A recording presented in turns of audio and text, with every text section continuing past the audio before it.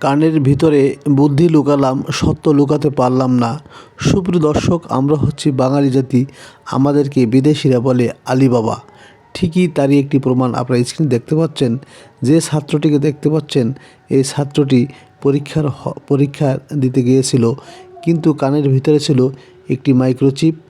এই মাইক্রোচিপের মাধ্যমে বাহির থেকে প্রশ্নের উত্তর সে হু হু করে মনের সুখে লিখে যাচ্ছিল, কিন্তু বিধাতার লেখন কানের ভিতরে লুকানো মাইক্রোচিপ বাইরে দাঁড়িয়ে অন্যজনে বলে দিচ্ছে প্রশ্নের উত্তর।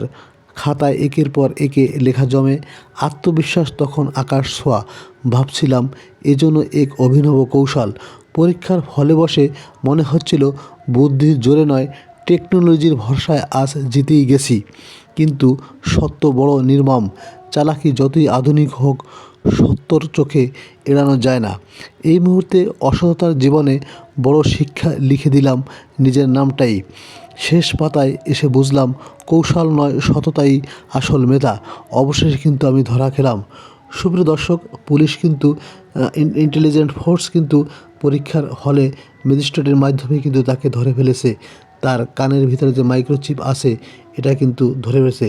তবে বাংলাদেশ কিন্তু এখনও কিন্তু পিছিয়ে নাই, চোর ধরার ওস্তাদ। অর্থাৎ আমরা হচ্ছি বীরের জাতি, কেন আমরা মাথা নত করবো অন্যায়ের বিরুদ্ধে?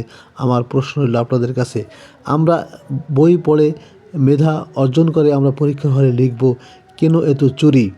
সুপ্রিয় দর্শক, আপনারা যে লোকটিকে দেখতে পাচ্ছেন, যে ছাত্রটিকে দেখতে পাচ্ছেন, আপনারা দেখেন পুলিশে বা ইন্টেলিজেন্ট ফোর্সে কিন্তু তার কানের ভিতর থেকে মাইক্রোচিপ বের করে নিচ্ছে। এভাবে প্রায় 15 থেকে 16 জনকে শনাক্ত করেছেন এবং তারা এখন বর্তমানে জেল হাজতে আছে।